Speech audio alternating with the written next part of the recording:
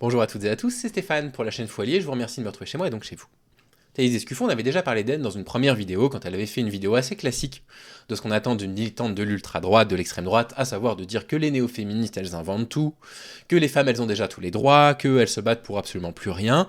J'avais fait une vidéo, j'y avais réagi avec beaucoup d'ironie parce que les propos étaient tellement absurdes que, voilà, à certains moments ça fait aussi du bien de quitter un peu mon ton sérieux, professoral que je peux avoir parfois sur la chaîne, je sais que c'est un petit peu pénible. Et donc on avait un peu ri de ces arguments qui sont des arguments entendus et réentendus. Et il se trouve qu'en fait elle vient de ressortir une vidéo, là, Thaïs Descuffon.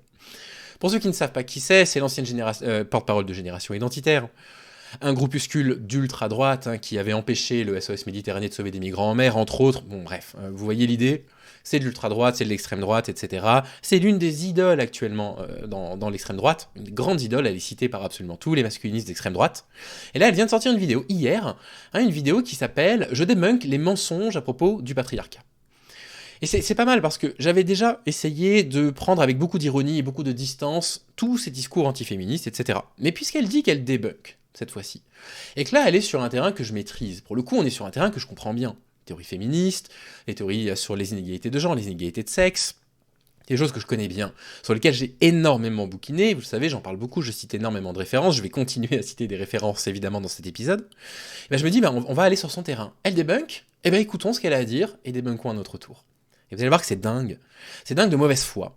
Parce qu'elle cite quand même des études qui disent exactement l'inverse de ce qu'elle prétend, du début jusqu'à la fin. J'espère qu'on va lui présenter cette vidéo, j'espère qu'elle va regarder cette vidéo, Thaïs Descuffon, et il faut ouvrir les yeux, pour raconter des bêtises. C'est pas grave, des bêtises j'en ai raconté sur la chaîne, je me suis excusé quand j'en ai raconté. J'ai pris des articles que j'ai lus, que j'ai analysés trop vite, par biais de confirmation. J'en ai fait des lectures, on m'a dit, oui d'accord, l'article il dit bien ça dans la première partie, mais il nuance son propos dans la deuxième, j'avais pas vu la nuance, je me suis excusé. En vidéo. J'ai expliqué pourquoi, j'avais été imprudent. Vous devriez faire la même chose. Une vidéo qui dure quand même 15 minutes 48. Bon là, ça va être long. On va mettre en 1x25, elle ne nous en voudra pas. Écoutons donc ce qu'elle a à dire sur le mensonge à propos du patriarcat. C'est jeudi, il est 23h et vous êtes à la soirée d'intégration de votre fac. Toute la promo est là. Il y a des bières et la playlist tourne à fond. Le canapé est confortable et tout le monde s'amuse, bref, l'ambiance est bonne. De l'autre côté de la pièce, vous apercevez cette jolie brune de votre groupe de TD. Vous savez, cette fille à qui vous avez toujours voulu parler mais vous n'avez jamais trouvé le moment. Là, c'est l'occasion rêvée. Vous commencez à discuter avec elle et le courant passe bien, jusqu'au moment où une de ses amies s'incruste dans votre conversation. Cheveux bleus. Bon, alors déjà, la caricature des féministes aux cheveux bleus, aux cheveux colorés, c'est épuisant. Alors pourquoi la belle brune, comme elle le dit dans la vidéo, ce serait pas elle la féministe? Je veux dire, les féministes en France, elles ont pas les cheveux bleus. Qu'est-ce que c'est cette caricature? Passons, c'est pas le plus grave.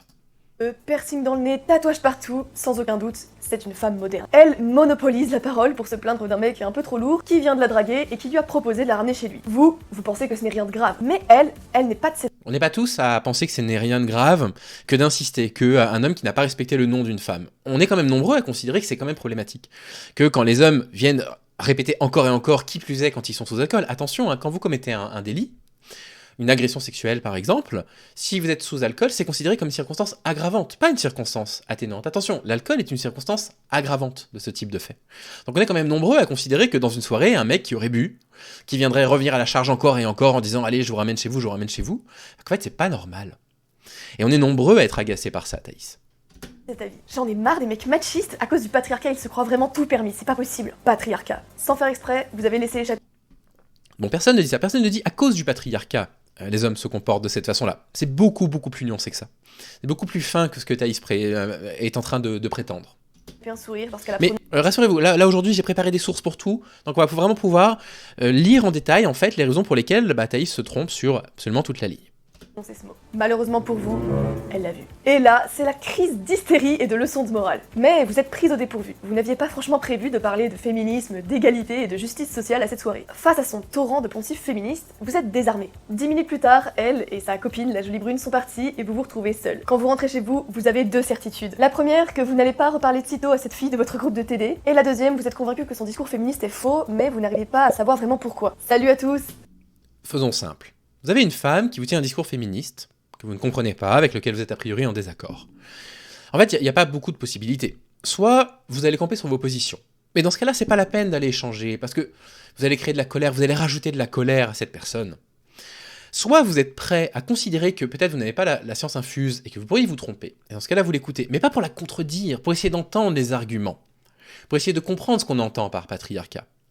Parce que le patriarcat, personne n'a jamais dit que c'était un fait scientifique avéré. Ce qu'on explique, c'est que c'est une grille de lecture qui explique tout un certain nombre de phénomènes.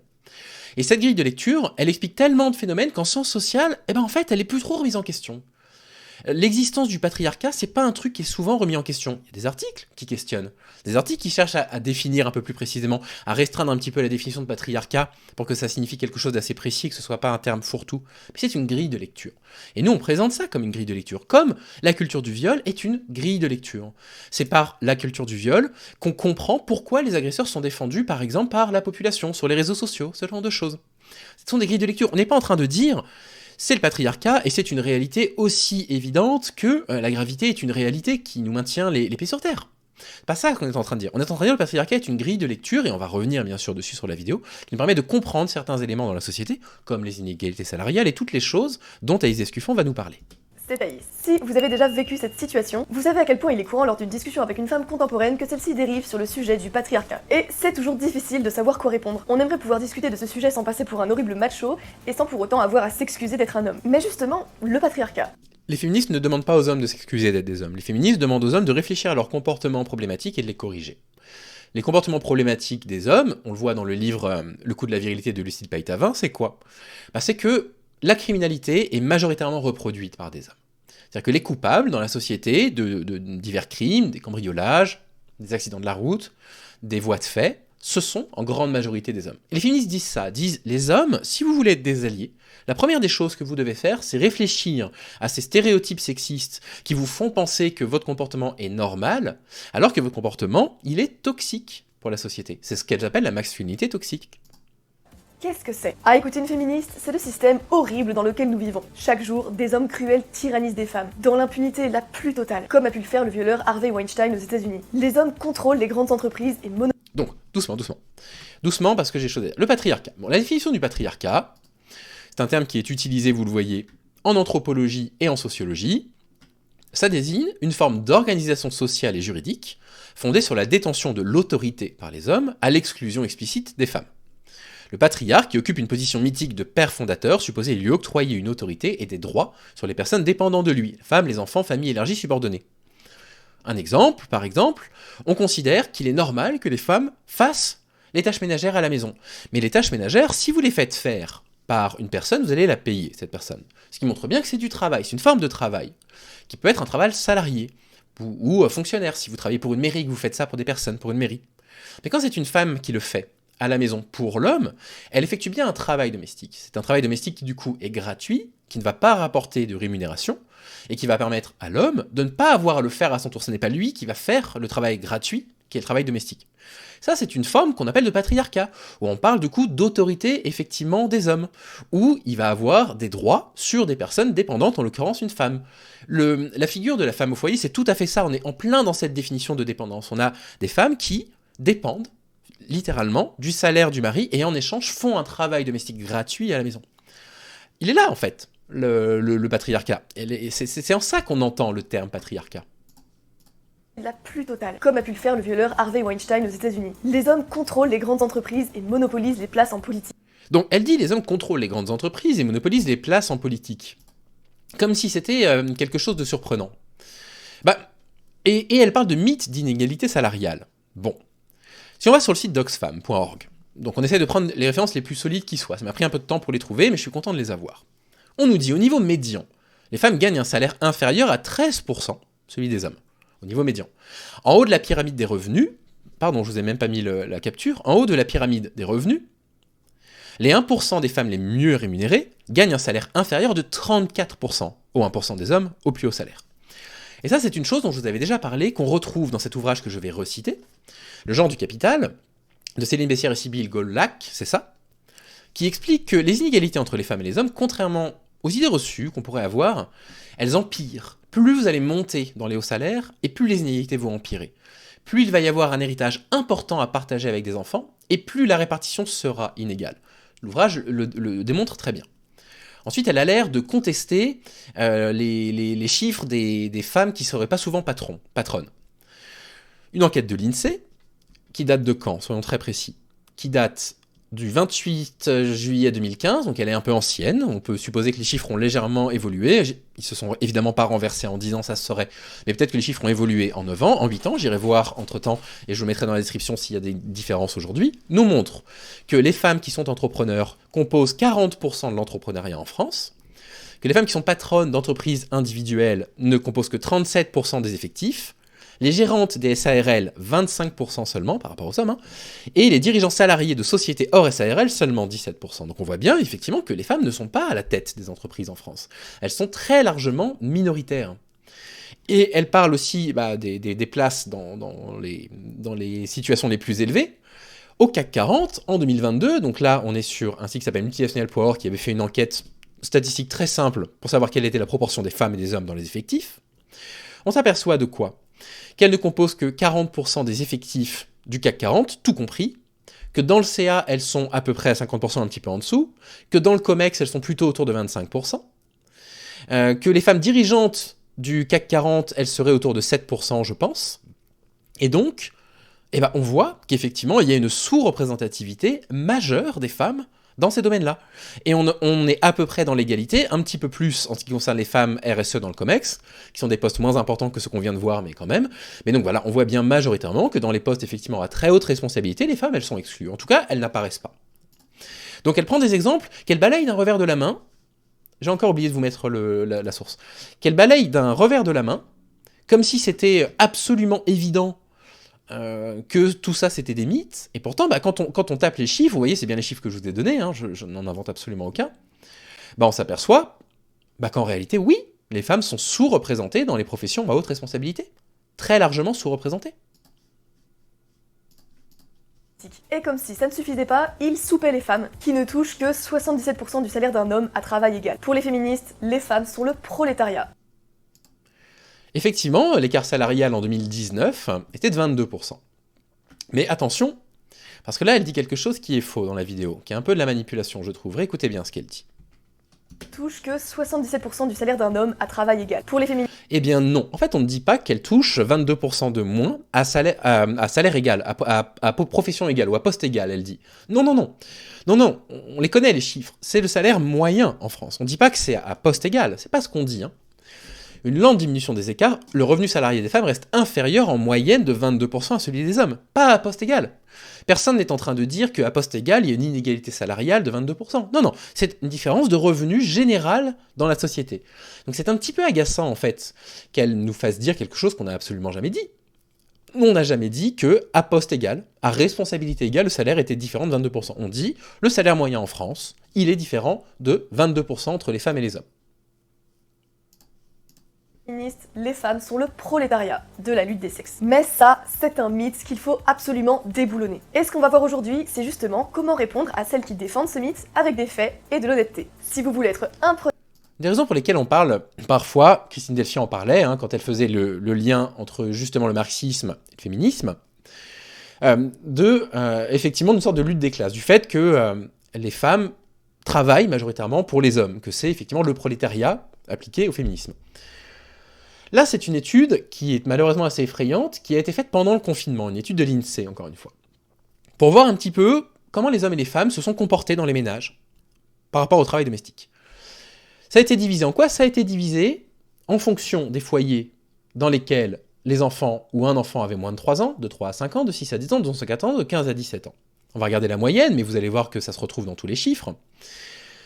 En moyenne, il n'y avait que 14% de femmes qui consacraient 1 heure d'attention à leurs enfants, contre 26% d'hommes. Donc 26% des hommes n'y consacraient qu'1 heure ou moins d'1 heure. 1 à 2 heures, 10% de femmes contre 17% d'hommes, donc majoritairement les hommes n'y consacraient qu'1 à 2 heures. 2 à 4 heures, là on est à 22% de femmes, 19% d'hommes. Donc là, on voit que les couples qui s'occupaient des enfants de 2 à 4 ans, il y a à peu près la même proportion, mais les femmes qui s'occupaient des enfants pendant plus de 4 heures par jour composaient 50% des effectifs contre 38% chez les hommes. Donc en moyenne, les femmes se sont largement plus consacrées à l'attention des enfants. Et regardez, chez les enfants de moins de 3 ans, les femmes étaient 91% à avoir consacré plus de 4 heures par jour à leurs enfants, contre 49% chez les hommes. On est quand même sur, effectivement, une définition qui est pas loin de la bourgeoisie qui exerce une pression sur le prolétariat. On n'est pas loin effectivement d'une classe sociale qui exerce une domination sur une autre classe sociale. Et ça, j'ai du mal à comprendre en fait en quoi Thaïs Escuffon considère que c'est faux. D'autant qu'elle ne nous donne pas de source pour l'instant. Elle dit qu'elle en donne, regardez dans sa vidéo. Elle dit...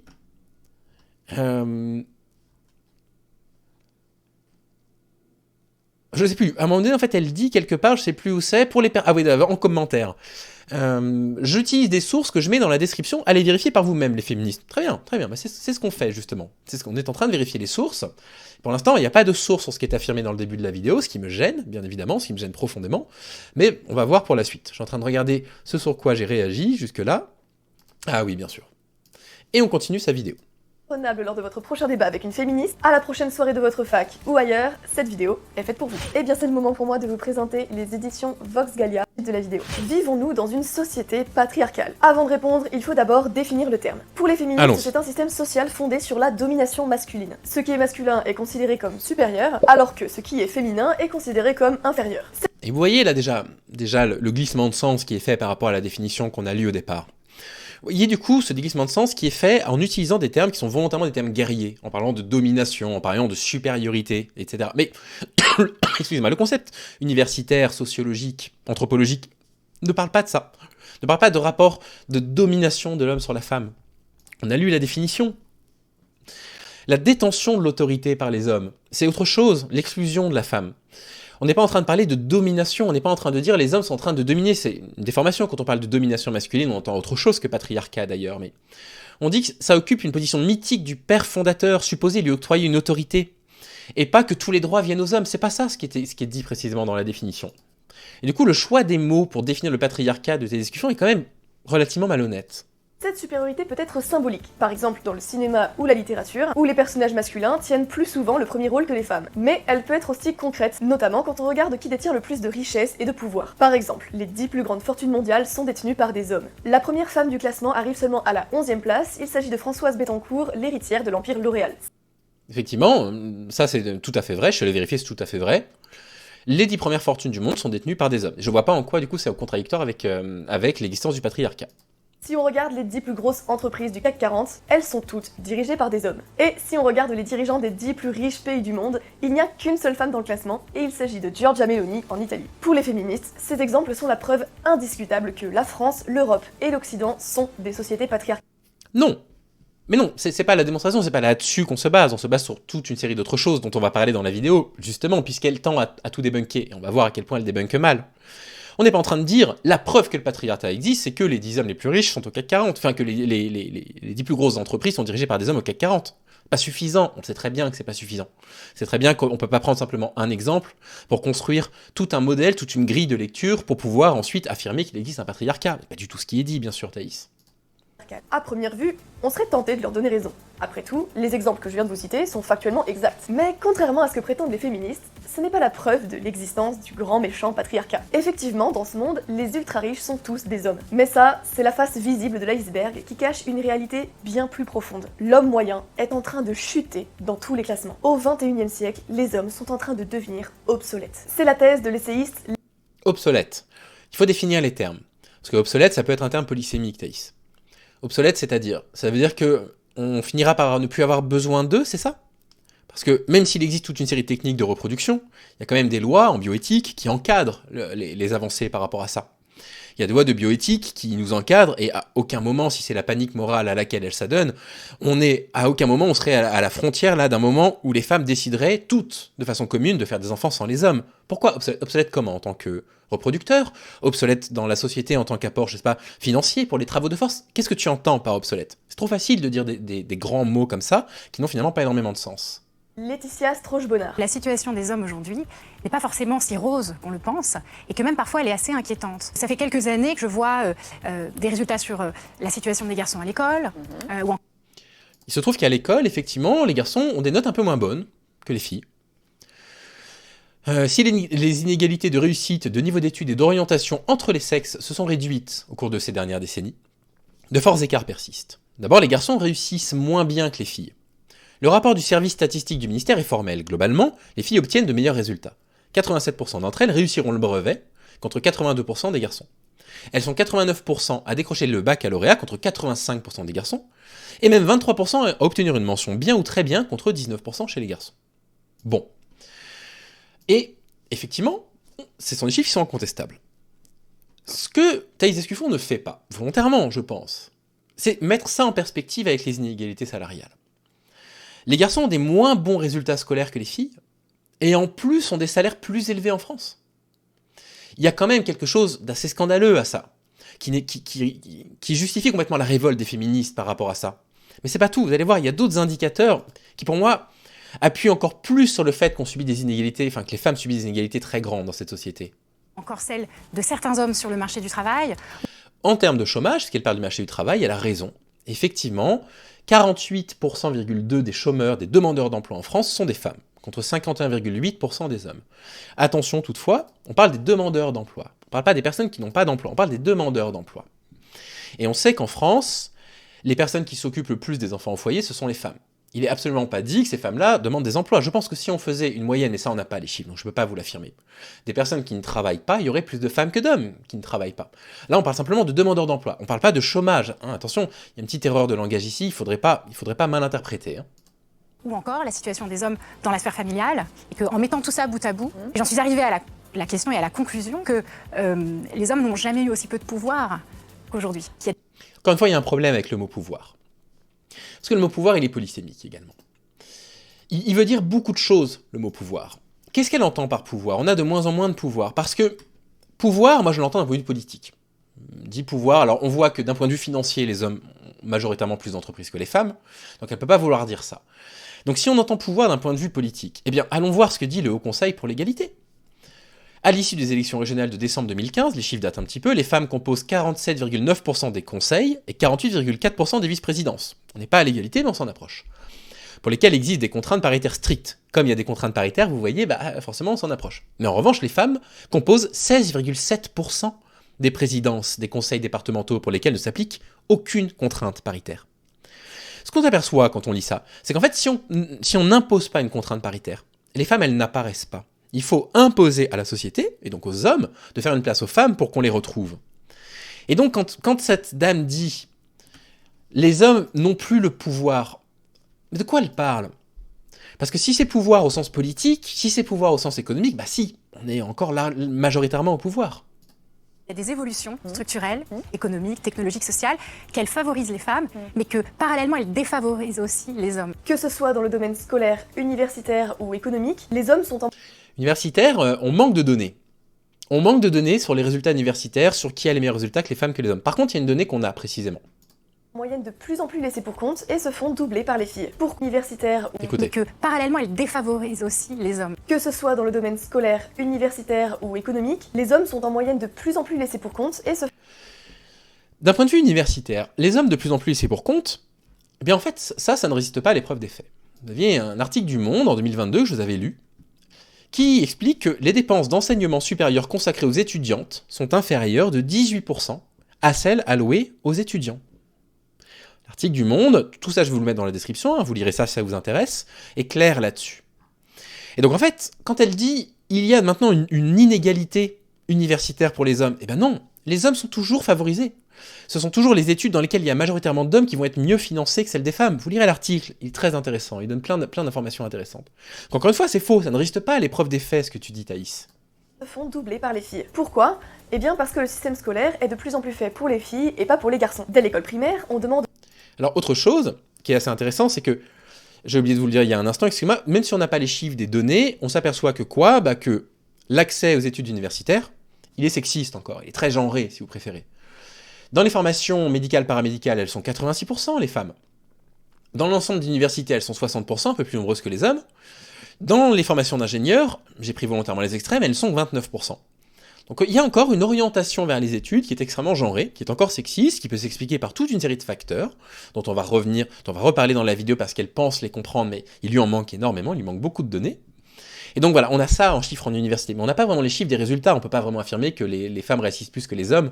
Je ne suis pas sûr que ce soit vrai. En tout cas, je n'ai pas trouvé de données qui montraient que c'était vrai. Aux enfants de s'asseoir pendant des heures dans une salle de classe plutôt que de passer du temps dehors. Pendant la récréation, les jeux agités et violents des garçons sont mal vus. Les professeurs préfèrent les enfants sages et obéissants, ce qui favorise les petites filles. Et cette vision continue même... Très intéressant ce qu'elle dit. Ça favorise les petites filles parce qu'elles sont sages. Et là, il y a une question à se poser. Il y a une question qui est une sorte de vieux débat entre l'essentialisme et l'existentialisme, qui va être la chose suivante. Est-ce que c'est biologique, le fait, est-ce que c'est naturel, puisque c'est son argument majeur, que les petites filles soient plus sages que les garçons? Est-ce que c'est hormonal que les petits garçons soient plus dissipés que les petites filles? Et là-dessus, il semblerait que la réponse, elle soit entre deux. Il semblerait qu'effectivement, la composition hormonale, évidemment, n'étant pas la même entre les hommes et les femmes, qu'il pourrait y avoir une partie de nos comportements qui pourrait s'expliquer d'une façon ou d'une autre. On sait typiquement que j'avais lu que plus le taux de testostérone est élevé et plus il y a un risque pour que l'individu qui ait beaucoup de testostérone ait du mal à garder le contrôle de soi dans certaines situations. Ça a l'air d'être une corrélation pour l'instant, on n'en est pas tout à fait sûr, mais c'est très compliqué de démontrer ça, comprenez-le. Mais en revanche, il y a des choses qu'on voit. On voit qu'on n'éduque pas les garçons et les filles de la même façon. On voit qu'on ne valorise pas les mêmes comportements, qu'on va assez systématiquement considérer qu'une fille qui parle, c'est une pipelette. Et on va pas dire ça pour un petit garçon. Qu'une fille qui court partout, elle est un petit peu agitée. On va favoriser des comportements extravertis chez les garçons et plutôt des comportements introvertis chez les filles. Et on avait vu une étude qui montrait que c'est précisément l'une des raisons pour lesquelles on a du mal à diagnostiquer l'autisme chez les filles. Parce que les manifestations de l'autisme chez les filles sont beaucoup plus discrètes. Parce que des comportements autistiques chez une jeune fille vont nous paraître plus cohérents. On va considérer que c'est normal que la petite fille, elle parle pas beaucoup. C'était un article très intéressant, je vais essayer de vous remettre dans la description de cet article, je viens d'y penser en voyant la vidéo. Donc il y a des facteurs sociaux, et ces facteurs sociaux sont des facteurs sexistes, qu'on pourrait mettre dans le patriarcat, pourquoi pas, mais qui participent dans tous les cas à ce que nous on considère être une société sexiste, et qui est en défaveur quasiment systématique des femmes. Même à l'université, où l'étudiant parfait est en réalité une étudiante. On voit déjà les résultats de cette approche qui marginalise les jeunes hommes. Par exemple, comme le dit l'INSEE, à la rentrée 2020, 2,78 millions d'étudiants sont inscrits dans l'enseignement supérieur en France, dont 56% de femmes. Donc là, il faut faire attention, parce que, effectivement, il y a plus de femmes que d'hommes à l'université, on vient de le voir avec les chiffres. En revanche, il y a beaucoup plus d'hommes qu'on va orienter vers des métiers de type CAP, BEP. Et je me suis rendu compte que j'avais fermé tout à l'heure. Voilà. Cette donnée-là, voilà la preuve de ce que je vous avance. Seulement 16% des femmes sont orientées vers des CAP, BEP et 22% d'hommes.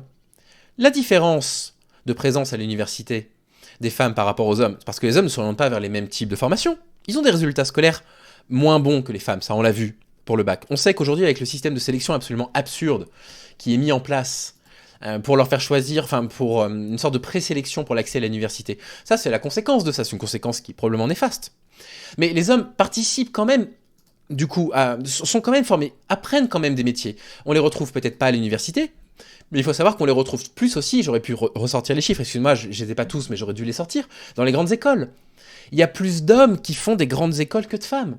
Donc, choisir de se focaliser exclusivement sur l'accès à l'université, en fait, c'est malhonnête parce que ça ne dit pas grand-chose. Ça manque de données, là. Elle choisit, en fait, d'analyser ces données-là sous une fenêtre très très petite, très très stricte, pour en déduire que le patriarcat n'existerait pas. Le taux de scolarisation des femmes dans le supérieur dépasse celui des hommes à tous les âges. Et ce pourcentage progresse chaque année. Quand on sait à quel point il est quasiment impossible d'obtenir un emploi sans un diplôme en France, ça montre bien que les femmes sont en train... Ne pas accéder à l'université ne veut pas dire ne pas avoir de diplôme. Thaïs, ne pas avoir accès à l'université ne veut pas dire ne pas avoir de diplôme. C'est un raccourci qui ne va pas, ça n'est pas honnête cette vidéo. D'acquérir un avantage économique capital sur les hommes. On peut aussi parler de tous les droits économiques accordés aux femmes dans les pays d'Europe de l'Ouest. Alors, écoutez bien parce que là il y a un problème. Il y a un problème presque moral dans ce qu'elle va dire. Antoine Goya, il serait pas content que je parle de morale, mais elle a un problème moral dans ce qu'elle présente comme étant des privilèges féminins. Écoutez.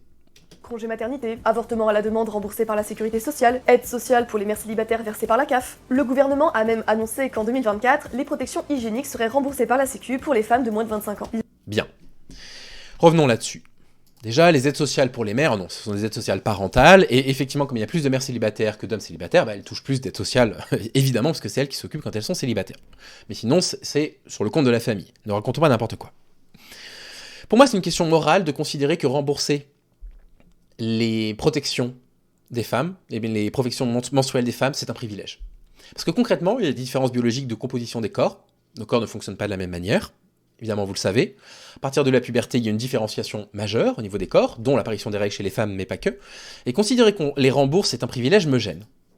Ça me gêne parce qu'à la base, le remboursement, en fait, des protections menstruelles ne sont pas du tout faites pour donner un privilège aux femmes, elles sont faites pour lutter contre la précarité menstruelle. C'est pas le sujet de la vidéo, je vais essayer de pas me perdre, mais je vous laisserai lire, du coup, ce que Médecins du Monde partage au sujet de la précarité menstruelle. Je vous laisserai lire cet article, tout est dans la description. La précarité menstruelle, c'est problématique, c'est dangereux pour le corps, et c'est pour ça que ça a été mis en place. Autre chose, elle parle de l'avantage du congé maternité. Bon, il faut savoir que les féministes luttent pour un congé paternité plus long, aussi long que celui de la mère. Elles luttent pour ça, d'accord ? Donc en fait, c'est malhonnête de dire, oui, mais regardez, les femmes, elles ont congé maternité, donc les féministes qui luttent contre le patriarcat, elles font n'importe quoi. Les féministes qui luttent contre le patriarcat veulent un allongement du congé paternité, justement pour responsabiliser les hommes, pour pousser les hommes à prendre également des mi-temps, parce qu'il y a quasiment que les femmes qui prennent des mi-temps. Et donc, ces congés maternité, il faut retirer 21% des chiffres que vous allez voir ci-dessous. Ils sont de, allez, on va dire 10 € par mois, donc 8 € net par jour. Donc par mois, ça fait 240 €. Jusqu'à, pour les personnes les plus privilégiées, on retire 21% de ça, à peu près 70 €, donc jusqu'à 70 € x 30, jusqu'à 2100 € par mois. Je veux dire, on est quand même loin d'un salaire.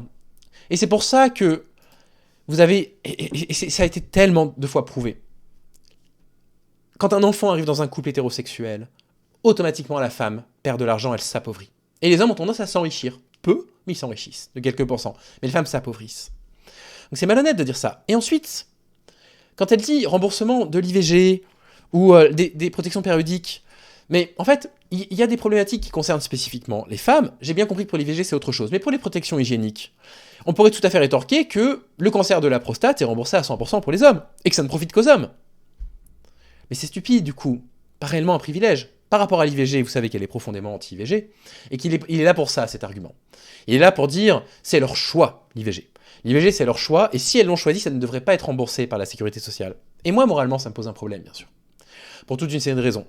La raison principale, je ne vais pas rentrer dans les détails, je l'ai déjà fait, c'est que derrière toute grossesse non désirée, il y a un mec qui n'a pas mis de capote.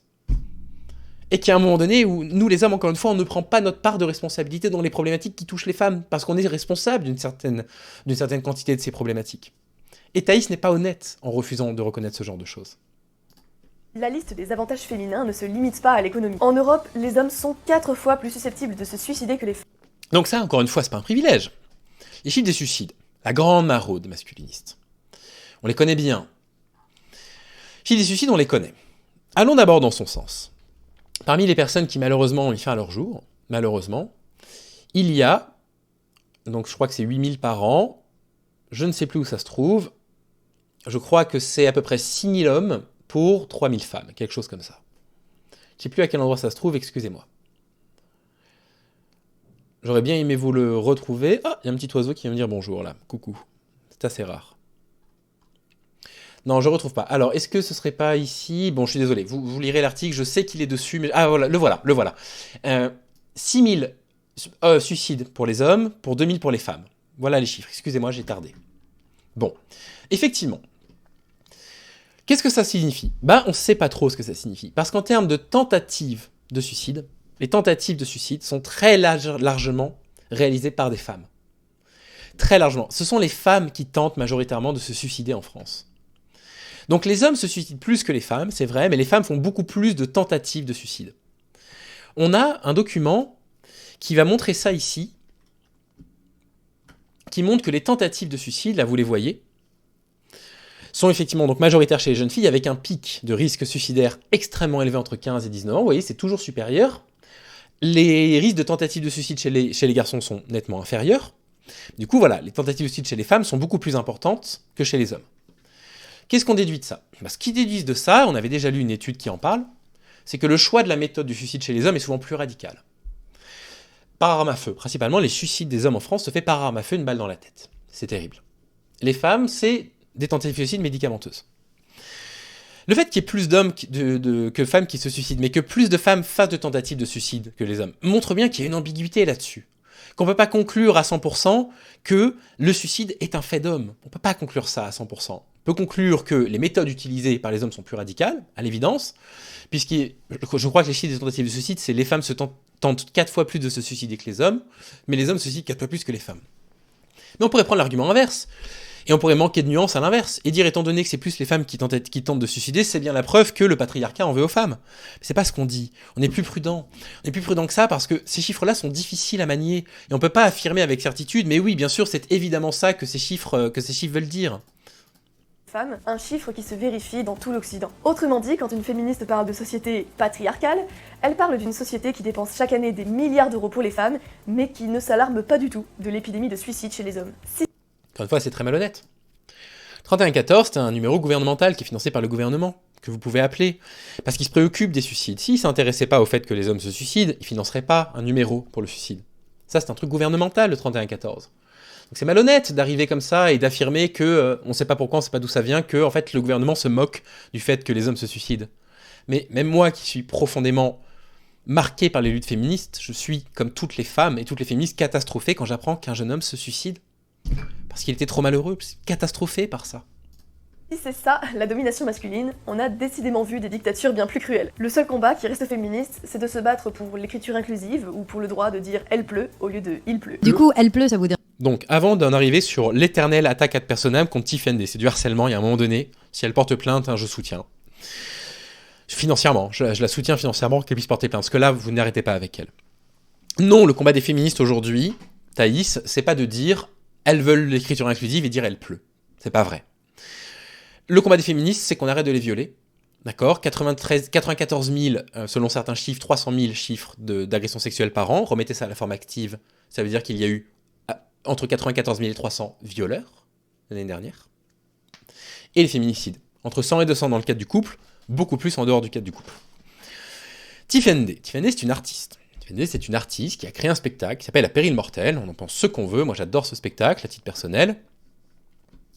Dans lequel elle s'est dit, tiens, si on hyper masculinisait la langue, peut-être que les hommes qui considèrent qu'on exagère, que le féminin ça sert à rien, que le genre neutre et le genre masculin étant le même en France, parce que le genre neutre n'existe pas réellement, qu'en fait ça arrange un peu tout le monde, peut-être que les gens réagiraient en féminisant tout. Et devinez quoi ? Bah ça marche. Les gens sont scandalisés par le fait que Tiffany elle dise elle pleut. Ça les scandalise. Et donc là, on va lui en mettre plein la tronche suite à ce débat sur le crayon, voilà, encore une fois. Ça dérangera pas. Bah c'est Bah bon, si, alors parce que on peut vous entendre, non, elle parce pleut, que- voilà, terminé. Bah Bah, non, ça change pas rien. terminé. Donc c'est Non, mais parfait. vous pouvez pas- non, Vous voulez nous confondez- faire taire. Attaquer le patriarcat dans la France de 2023, c'est comme mettre une claque à sa grand-mère. Ce n'est pas très risqué, mais ça vous permet de vous faire passer pour un rebelle. Les Mettre une claque à quelqu'un ne fait passer personne pour un rebelle. Mettre une claque à quelqu'un, c'est absolument interdit, d'accord ? Déjà d'un parent sur un enfant, mais alors évidemment sur un adulte, hein, c'est une agression. Hein. féministes vous diront, non mais certes, la situation moyenne des femmes s'est considérablement améliorée depuis plusieurs décennies, mais les grands entrepreneurs, les hommes politiques, les prix Nobel, ce sont tous des hommes. Ces inégalités sont injustes. C'est bien la preuve que le patriarcat est toujours vivant. Déjà, ce ne sont pas des inégalités, ce sont simplement des différences. Et ce sont encore moins D'accord, Thaïs, mais alors dans ce cas-là, quand tu dis qu'on rembourse les protections menstruelles pour les femmes et que tu appelles ça une inégalité, bah non, ça fait partie des différences du coup. des injustices patriarcales. Il faut arrêter d'employer ces termes vides de sens. Comment expliquer ces différences alors ? Par la théorie du complot du patriarcat ? Alors attention, parce que théorie du complot, ça a un sens. Théorie du complot, on en lit la définition qu'on peut retrouver sur Wikipédia, qui nous dit, c'est un type de discours qui décrit un événement comme résultant pour l'essentiel de l'action planifiée et dissimulée d'un petit groupe différent des acteurs apparents. Et on est précisément dans l'inverse. Quand on parle de lutte des classes dans le marxisme, on est précisément dans l'inverse. On n'est pas dans un petit groupe différent des acteurs apparents. On est réellement dans une domination bourgeoise. Mais ce qui est très intelligent avec la lutte des classes et avec la notion de patriarcat, c'est que précisément on dit l'inverse de ça, Thaïs. C'est que précisément on ne dit pas que c'est un petit groupe d'hommes qui organise ça. On dit que c'est un truc un peu systémique, qui nous paraît normal parce qu'on vit dedans depuis toujours et qu'on ne remet plus en question parce qu'on vit dedans comme ça et qu'on continue du coup à le reproduire. Et c'est ça ce qu'on dit. On dit que c'est ça le patriarcat. Donc attention, non, ça ne relève pas du tout de la théorie du complot. Pour moi, ce n'est pas très convaincant. Si les hommes sont surreprésentés dans les grandes fortunes ou chez les grands scientifiques, partout et en tout lieu, c'est qu'il y a une cause innée et pas une oppression sociale. Le caractère des hommes est différent de celui des femmes. C'est du bon sens. Donc il y aurait une essence. Il y aurait une essence qui fait que les hommes réussiraient mieux, donc gagneraient plus d'argent, et les femmes moins. Le problème, c'est qu'elle va pas vraiment l'expliquer. Elle va donner quelques exemples qui sont pas réellement une explication. Elle va parler d'un peu de psychologie, d'une étude en psychologie qui est extrêmement controversée, on va le voir ensemble. Mais du coup, voilà, on n'a pas vraiment l'explication de cette essence. Mais c'est aujourd'hui validé par la science. Les hommes sont plus performants dans l'économie ou dans les sciences parce que leur personnalité les rend plus compétitifs et donc en Ça Ça vaut ce que ça vaut, mais cet article de Slate tord complètement le cou à l'idée des hommes qui seraient plus compétitifs que les femmes. Ça vaut ce que ça vaut, c'est de Peggy Sartre, vous savez ce que je pense d'elle. Ça vaut ce que ça vaut. Bon, en tout cas, c'est une affirmation qui est étonnante, qui mérite d'être étayée, quoi. C'est pas à moi de débunker cette info si elle me montre pas une étude, quoi. Elle dit les femmes sont pas aussi compétitives que les hommes, bah, il faut me le prouver, du coup, Thaïs. Moyenne plus efficace que les femmes. Par exemple, les hommes sont plus intéressés par les choses que par les gens. Pour un homme, passer 1 heure à réparer le moteur de sa voiture, ce sera plus intéressant que de... Intéressant. Elle dit c'est prouvé, les hommes sont plus intéressés par les choses que par les gens. C'est intéressant. Pour l'instant, on n'a aucune source depuis le début de la vidéo, elle a dit qu'elle en mettrait, les sources arrivent. papoter avec un collègue de travail. Pour une femme, ce sera l'inverse. Mais ce n'est pas tout. En psychologie, on peut découper la personnalité humaine en 5 traits de caractère. C'est le modèle des Big Five qui fait aujourd'hui autorité chez les psychologues. Ces 5 traits sont l'extraversion, la... Alors, le modèle Big Five, je suis allé vérifier, ça fait absolument pas autorité de rien du tout, hein, c'est une grille de lecture. Voilà l'article qu'elle cite pour expliquer pourquoi les hommes s'intéressent aux choses et non pas aux personnes. Bah, j'attire votre attention sur la conclusion, qui dit qu'en fait, si on refaisait cette étude-là avec éventuellement différentes items, ça réduirait les différences qu'on retrouve entre les sexes. C'est dommage, Thaïs. Il a écrit exactement la même chose ici. Il a écrit exactement la même chose ici. Voilà, en des termes différents. Donc en fait, non, cette étude, elle ne dit absolument pas ce que tu décris, Thaïs, elle est beaucoup plus prudente que toi. Et c'est dommage parce qu'il aurait fallu que tu la lises. Alors c'est de l'anglais, c'est pas évident, je sais. Je pense que si vous mettez ça en plus sur Google Trad, à mon avis, ça doit être assez compliqué, parce que c'est pas évident, je le reconnais. Mais c'est dommage, parce que l'article ne dit pas ce que tu prétends qu'il dit. La facilité à communiquer, l'empathie, l'intérêt pour les autres, l'amabilité, donc la politesse, la tendance à éviter le conflit et à chercher le consensus, l'esprit consciencieux, l'application au travail, le sens du détail, l'ouverture d'esprit, c'est-à-dire le goût pour les nouvelles expériences, les nouvelles idées, et le névrotisme, c'est-à-dire l'instabilité psychologique et les sentiments négatifs tels que la dépression, le narcissisme, etc. Quand on mesure ces traits et qu'on compare les résultats entre les hommes et les femmes, on voit des différences très claires qui apparaissent à partir de la puberté. Les femmes obtiennent de meilleurs scores en amabilité et en extraversion, mais ont une plus grande tendance au névrotisme. Au contraire, les hommes sont plus consciencieux, mais plus introvertis et moins aimables. Ces résultats peuvent varier, mais se retrouvent à travers toutes les cultures du monde, ce qui indique une cause biologique. Donc non, ce ne sont pas... Pas nécessairement. Alors, la conclusion, elle est un peu rapide. Qui explique une cause biologique? Non. En fait, tu dis au départ, le patriarcat, les féministes disent que c'est dans toutes les sociétés à peu près du monde. Pourquoi pas? Donc pourquoi du coup l'hypothèse patriarcat ne serait pas supérieure à l'hypothèse des 5 grands traits de caractère qui n'est pas particulièrement validée en psychologie ou en psychiatrie, Thaïs? On ne le retrouve même pas dans le DSM. Donc pourquoi serait ton explication qui serait la meilleure? C'est pas une preuve en fait. Tu proposes une hypothèse, mais ton hypothèse elle est valable. En plus, moi, je suis pas en train de dire que son hypothèse elle est pas valable. Je suis pas du tout en train de dire que je suis pas en train de vous dire les yeux dans les yeux. Je sais, moi aujourd'hui, qu'il n'y a pas d'essence qui ferait que les femmes seraient peut-être plus, je sais pas, sujettes au narcissisme, je sais plus ce qu'elle avait dit, ou sujettes à la dépression. Je suis pas en train de vous dire ça. Simplement en train de vous dire que son affirmation, elle tient sur pas grand-chose en fait. Des constructions sociales. Bien entendu, on parle de moyenne. Il existe des femmes au tempérament masculin et vice-versa. Mais en général... Ça, c'est du sexisme à nos yeux, Thaïs. Dire comportement masculin, c'est tout ce que moi, j'essaye de déconstruire. Moi, je pense que le stéréotype de genre, il est dangereux. Dire les hommes doivent être masculins, les femmes doivent être féminines, je pense que c'est dangereux. Je pense qu'il faut dégenrer strictement, désexister, allons-y, dans les néologismes un peu barbares, les qualités et les défauts. Cette différence existe bel et bien. Pour l'intelligence, c'est un peu différent. En moyenne, les hommes et les femmes ont un QI identique. Par contre, il y a une différence énorme entre les deux. Les femmes gravitent autour de la moyenne, tandis que les hommes sont plus distribués vers les extrêmes. Je ne sais pas trop ce qu'elle sous-entend par les femmes gravitent un peu plus vers la moyenne. Je pense qu'elle parle des taux de distribution, je pense que c'est ça qu'elle veut dire, on va lui accorder. Effectivement, le taux de distribution, chez les hommes, on prend par exemple les hommes qui ont un QI à 60, ils semblent plus nombreux que les femmes. On est quand même ici sur un pourcentage de la population qui est extrêmement faible, mais néanmoins, on remarque une différence qui a l'air significative, qui a l'air d'aller... Alors, je n'ai pas les échelles du coup précisément, là sous les yeux, mais peut-être du 1 pour 5. Et dans les QI élevés, au-delà de 140, on retrouve la même chose. Voilà, on trouve la même chose. Bon, cette étude-là, elle est publiée par ResearchGate, elle a l'air plutôt cohérente. On voit également que le QI moyen des femmes semble nettement supérieur à celui des hommes. Non, c'est pas ce que je veux dire, excusez-moi. Il y a une plus grande proportion de femmes qui ont un QI autour de la moyenne, autour de 100% que d'hommes. Voilà, là comme ça c'est beaucoup mieux dit que des femmes. Voilà ce qu'on dit. On retrouve, à partir d'un QI supérieur à 118, une plus grande proportion parmi les hommes qui ont un quotient intellectuel supérieur à 118 que de femmes. Voilà ce que ça nous montre. Et donc, Extrémité. Ok, qu'est-ce que ça veut dire? Eh bien, qu'il y a beaucoup plus d'hommes stupides que de femmes stupides, mais qu'il y a donc aussi beaucoup plus d'hommes brillants. Ça veut dire que dans les proportions d'hommes, on en retrouve plus chez les hommes stupides que par rapport aux femmes. Enfin, c'est des proportions qui sont comparées. C'est-à-dire que s'il y avait 0,5% d'hommes, il n'y a que 0,1% de femmes qui sont effectivement dans ces catégories-là. Et donc, Thaïs? Que de femmes brillantes. C'est aussi pourquoi il y a bien plus de criminels masculins que féminins, puisque les comportements antisociaux des criminels sont corrélés avec un QI bas et la personnalité.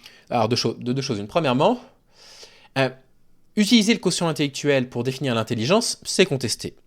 On ne dit pas que c'est faux, personne ne dit que c'est faux, mais c'est contesté, on sait que c'est insuffisant, que l'intelligence telle qu'elle est mesurée par le quotient intellectuel n'inclut pas toutes les formes d'intelligence qu'on découvre en neurosciences, d'une part. Et d'autre part, elle nous dit on a trouvé une corrélation, intéressant, entre les faibles quotients intellectuels et la criminalité. Bon. Alors, pourquoi pas? Mais on a aussi une corrélation entre la pauvreté et la criminalité et la délinquance. Et comme ici, vous avez accès à un papier de recherche publié par l'Institut pour la justice, c'est prudent, c'est plus prudent que ce que dit Thaïs. Ce qu'il dit, c'est que la pauvreté ne peut pas être la seule explication monocausale de la criminalité. Mais qu'il existe quand même une corrélation. On peut pas... C'est pas suffisant pour en faire une causalité stricte, mais il existe une corrélation. De la même façon, Thaïs met le doigt sur le fait qu'il existerait une corrélation entre les QI bas et la criminalité. Mais c'est une corrélation. Ça peut pas suffire. Et autre chose, elle nous explique que les femmes seraient plus empathiques que les hommes. Et que c'est pour ça qu'on ne retrouverait pas de femmes dans les prix Nobel parce qu'elles n'ont pas l'esprit scientifique. Il y a 5 prix Nobel. Physique, chimie, si on part du principe que c'est de l'intelligence typique des hommes, comme elle le dit, même si c'est bête, pourquoi pas? Mais médecine, littérature, la paix. Pourquoi, s'il y avait vraiment une essence féminine à l'empathie, à la sensibilité, à l'écriture, etc., pourquoi on ne les retrouverait pas massivement dans ces domaines-là? Et ça, elle ne répond pas à cette question-là du tout. Elle ne répond pas parce qu'évidemment, ses propos sont inconséquents. Mais alors, quel est le rapport entre tout ça et le fait que seulement 2% des prix Nobel ont été décernés à des femmes? Est-ce que c'est de la discrimination? Peut-être pour une petite partie, mais c'est surtout une affaire de statistiques. Si les hommes sont en général plus intéressés par les choses que par les gens, qu'ils ont une personnalité qui les rend plus introvertis et plus On a déjà vu que le postulat de base est faux, hein. L'étude le dit bien, que ça manque énormément d'items, ça manque énormément de données à étudier pour pouvoir affirmer qu'il y a vraiment un rapport entre les sexes. Travailleurs, et que les hommes sont plus nombreux que les femmes chez les personnes très intelligentes, c'est-à-dire à droite de la courbe du QI, alors il est normal qu'il y ait plus d'hommes que de femmes prix Nobel. Ce n'est pas... Eh bien moi si je dis Thaïs que je peux te dire exactement la même chose avec ce que tu as montré, le fait qu'il y ait plus de femmes à l'université et que les femmes aient en moyenne des meilleurs résultats scolaires au lycée que les hommes, montre que c'est anormal de ne pas les retrouver plus souvent prix Nobel que les hommes. On peut tout à fait le faire dans l'autre sens, Thaïs. Injuste, c'est simplement la réalité. Et quand on se base sur la réalité psychologique, on peut sortir de toute la propagande victimaire des féministes. Je parie que vous avez déjà entendu parler du wage gap, c'est-à-dire l'écart salarial. C'est l'idée selon laquelle les femmes seraient payées à 77% du salaire d'un homme à métier égal. Eh bien, c'est...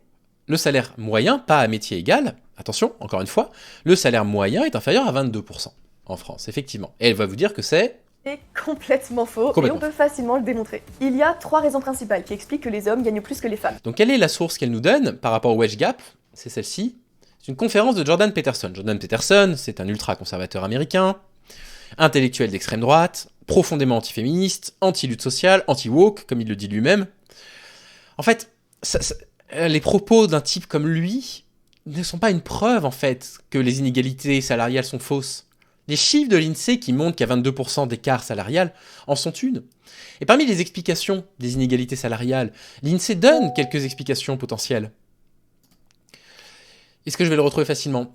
Ici, on nous dit que ça s'explique dans 2 tiers des cas par des postes différents, elles travaillent dans différents secteurs, et ça pourrait être encore une fois expliqué par le fait qu'on va orienter plutôt les filles vers des carrières non scientifiques et des hommes vers des carrières scientifiques, pour des raisons qui m'échappent complètement. Un autre tiers s'explique par les différences de durée de travail, parce que les femmes travaillent plus souvent à mi-temps que les hommes, parce qu'elles s'occupent des enfants. Et là aussi, on a une démonstration du patriarcat qui explique ce chiffre qui nous dit qu'à partir du moment où il y a un enfant dans un foyer, les femmes s'appauvrissent, et pas les hommes. Donc en fait, on a l'explication à l'inégalité salariale, et tu peux pas dire que ça n'existe pas. Et la discrimination n'en fait pas partie. Premièrement, les hommes et les femmes font des métiers différents. Personne n'a dit que ça n'est que la discrimination des femmes qui explique ces chiffres-là. Et le fait que les hommes et les femmes, comme elle le dit, font des métiers différents, peut aussi être expliqué par des caractéristiques sociales. Je ne dis pas que c'est la seule composante. Je dis qu'on ne peut pas l'ignorer, mais que comme toutes les personnalités d'extrême droite, il y a une négation absolue des déterminismes sociaux. un rejet des études en sociologie chez ces gens-là. S'orientent plus souvent vers des secteurs comme la finance, alors que les femmes gravitent vers des secteurs où les salaires sont globalement moins élevés, comme le travail social. Forcément, si on fait simplement la moyenne, le revenu moyen des hommes sera beaucoup plus élevé que celui des femmes, tout simplement parce qu'ils ne font pas les mêmes métiers. Deuxièmement, les hommes ont plus tendance à faire des heures supplémentaires. 28% des hommes en font chaque jour, contre 13% des femmes. Quand on calcule en tenant compte de ces différences, on observe que l'écart salarial se réduit. Pourquoi les femmes font moins d'heures supplémentaires, puisqu'elles sont plus souvent à mi-temps? Si c'est elles qui ont la charge éducative des enfants, il faut qu'elles s'occupent des enfants. Donc effectivement, elles font moins d'heures supplémentaires. Encore une fois, ça peut être expliqué par des facteurs purement sociaux, Thaïs. Considérablement, passant de 30% à 5% uniquement. Mais alors, ces 5%, c'est sûrement dû à de la discrimination? Eh bien, même pas. En tout cas, une partie seulement. Cette différence a une autre explication. Les femmes... Alors attention, elle dit, si on élimine toutes ces explications qui expliquent les 22% d'inégalité salariale, il reste 5%. On pourrait dire que, étant donné que les femmes travaillent mieux à l'école, qu'elles ont de meilleures notes, etc., que c'est d'autant plus anormal. Et donc, elle va vous dire quelque chose qui est assez incroyable là, qui expliquerait d'après elle que, à poste égal, il y aurait 5% d'inégalité salariale. En France, c'est 4,7%, le chiffre exact. Sont moins doués que les hommes pour négocier leur salaire ou pour demander une augmentation. Pourquoi cela? Et elle nous donne un article pour nous dire, pour expliquer que les femmes, elles négocient moins bien leur salaire. Et ben en fait, la source qu'elle donne dit exactement l'inverse. Les femmes demandent plus d'argent quand elles entrent dans une entreprise, d'après une étude de 2019. La source que tu utilises, Thaïs, dit exactement l'inverse. Les femmes demandent plus d'argent que les hommes en entreprise. Et pourtant, c'est la source que tu nous cites. Donc en fait, c'est possible que tu n'aies pas compris, c'est tout à fait possible. C'est possible aussi que tu aies juste renvoyé une source dont on t'avait dit, elle prouve que... Mais il faut lire. Il faut la lire, parce que là, tu te tires une balle dans le pied. Là, eh bien, à cause de leur personnalité, vous vous souvenez, les femmes sont en moyenne plus aimables que les hommes. C'est un avantage dans la vie de tous les jours, mais c'est un handicap au travail. Car si vous n'osez pas demander une augmentation à votre patron, il ne risque pas de vous la donner. Bref, dans la réalité, le wage gap, c'est un écart maximum de 5%, et pas de 23%, Mais même si avec 5%, ce serait scandaleux. Ce serait honteux. comme le répète la propagande féministe. Alors la prochaine fois qu'on vous sort ce mensonge, vous n'avez plus d'excuses. Qui fait de la propagande, la Thaïs? Qui présente des sources que tu ne lis pas ou que tu ne comprends pas? Qui fait de la propagande actuellement? Pour ne pas le réfuter. Les féministes répètent que s'il y a des différences entre les hommes et les femmes, c'est la faute des constructions sociales. S'il y a plus d'infirmières que d'infirmiers, c'est parce que la société a fait croire aux femmes que c'était leur rôle naturel, alors qu'elles voudraient être le prochain Elon Musk, bien sûr. Pas de chance pour elles, zut! La Norvège, la Suède et le Danemark nous ont donné la preuve que c'est faux.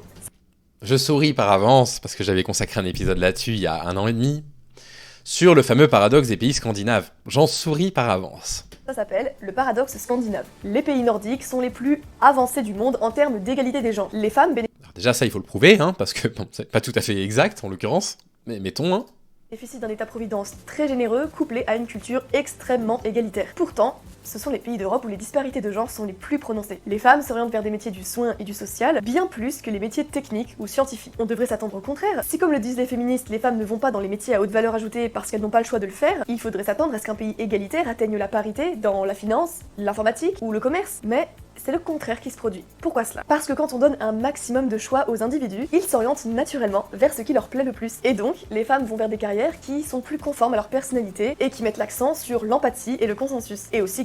Bien, ça suffit.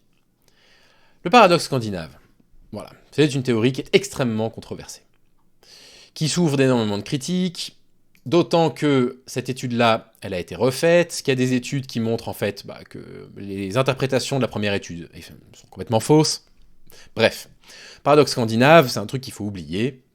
Ça a été une hypothèse qui a été examinée, on s'est aperçu qu'en réalité, elle était fausse, et voilà, on la lâche. Mais non, elle utilise ça comme un argument d'autorité. Mais non, en fait, c'est beaucoup plus complexe que ça, quoi, Thaïs. Et à la fin, elle fait sa conclusion, c'était son dernier argument majeur, ça fait 53 minutes, on va s'arrêter là. Bien. Bon. Thaïs, que vous ne souhaitiez pas défendre l'avancée des femmes, pour une raison qui m'échappe, il n'y a pas de problème, mais que vous prétendiez que vous avez la science de votre côté, la science sociale de votre côté, tout en méprisant quand même les sciences sociales, parce que vous méprisez les travaux des sciences sociales. Le féministe, c'est pas que des femmes aux cheveux colorés dans la rue, Christine Delphy, c'est une chercheuse au CNRS. Ça fait 40 ans qu'elle travaille au CNRS, Christine Delphy. D'accord? Ces ouvrages, ils sont remarquables. Ces ouvrages sont très bien écrits, ils sont extrêmement sourcés, comme la majorité des ouvrages. Je vais vous faire une petite lecture d'un petit passage du genre du Capital. Ça fait tellement longtemps que je vous cite cet ouvrage, je ne vous l'ai pas lu. Que vous compreniez comment ça marche. Que vous compreniez comment le capital, il est conservé par les hommes dans la société. Ça se trouve à la page 138. Donc, Le genre du capital, c'est publié aux éditions de La Découverte. C'est un ouvrage qui est un tout petit peu cher, hein, j'en suis désolé, qui coûte 21 €. Donc je sais que c'est un peu cher si vous voulez vous le procurer, mais très sincèrement, s'il y en a un à avoir, c'est celui-là. En même temps, ça fait 25 fois que je vous le cite. Et à un moment donné, Céline Bessières et Sybille Golac, qu'est-ce qu'elles font? Elles vont discuter avec des notaires qui ont toute leur vie partagé des patrimoines pour essayer de comprendre en fait comment les patrimoines sont partagés. Voilà ce qu'on peut lire, page 138-139. Dans ma région, c'est un notaire qui dit ça, on s'est toujours assis sur la réserve héréditaire quand il s'agissait de maintenir l'exploitation agricole. Voici comment le notaire poursuit. En pratique, on regarde combien le repreneur peut donner pour récupérer l'entreprise familiale, qui vaut beaucoup d'argent du coup, et on fait cadrer la succession ensuite. On a très peu de contentieux parce que c'est accepté par tout le monde. Ça veut dire quoi? Attendez, je vais vous lire la suite et on fera la conclusion après. D'un point de vue mathématique, les opérations sont a priori simples. Il s'agit d'addition et de division d'actifs et de passifs selon la séquence officielle suivante. 1. On fait un inventaire des biens. 2. On évalue ces derniers. 3. On évalue la masse du patrimoine total par addition, puis la part de chaque conjoint ou héritier par division. 4. Répartition des biens en lots de valeur la plus proche possible des parts calculées. 5. Enfin, compensation éventuelle par des soutes. En pratique, la séquence des opérations est rigoureusement inversée. Les personnes apparentées et les professionnels du droit établissent d'abord un consensus sur le résultat final. Donc ils vont d'abord donner l'entreprise qui vaut de l'argent au fils. C'est-à-dire sur la répartition. Les personnes apparentées et les professionnels du droit établissent d'abord un consensus sur le résultat final, c'est-à-dire sur la répartition des biens et les compensations. Dans les termes du notaire, on regarde combien le repreneur peut donner. C'est ce qu'il appelle le cadre de la succession. On ne va pas lui donner l'entreprise selon ce qu'elle vaut, mais selon ce qu'il peut en donner. Et c'est dans un second temps que viennent les opérations d'évaluation, dans un second temps, vous vous rendez compte, et même d'inventaire, orientées de telle façon que le cadre juridique semble respecté. Et c'est comme ça que les entreprises reviennent aux garçons, et que si elles valent plus, elles vont être sous-évaluées, et les biens qu'on va donner aux autres, surévalués, pour faire cadrer la succession. Voilà un exemple, issu des sciences sociales que vous méprisez tant. Et moi, ça me fait rire de les voir mépriser tous ces trucs des sciences sociales, toutes ces chercheuses du CNRS. Pour ensuite dire, regardez, on a des exemples en psychologie sociale qui en plus montrent rigoureusement l'inverse de ce qu'elle prétend qu'ils montrent. On est, voilà, dans une forme d'obscurantisme en fait. Moi, ce que je ne dis pas que le patriarcat est la seule explication, évidemment que je ne dis pas ça. Le patriarcat, c'est une grille de lecture. Et tant que cette grille de lecture permet d'expliquer suffisamment de choses, eh ben c'est normal qu'elle soit acceptée en sociologie et en anthropologie comme une explication convenable. Elle n'est pas parfaite. Elle sera remplacée. L'explication du patriarcat, bien sûr, sera remplacée par autre chose, par quelque chose de plus affiné, de plus clair, par quelque chose qui peut-être pourra réussir à faire l'intersection entre la lutte des classes et le patriarcat. Évidemment, on le sait, mais à l'heure actuelle, quand on essaye de comprendre les rapports de domination qu'il existe entre les femmes et les hommes, l'explication du patriarcat est pour l'instant la meilleure explication qu'on en a en sciences sociales. Donc, on l'applique. Voilà ce que j'avais à vous dire sur cette vidéo que je trouve navrante. Écoutez, j'espère que ça vous a fait plaisir, j'espère que ça vous a pas paru trop professoral, trop ennuyant par rapport à d'habitude. En attendant, je vous souhaite de prendre soin de vous et je vous dis à très vite. Salut!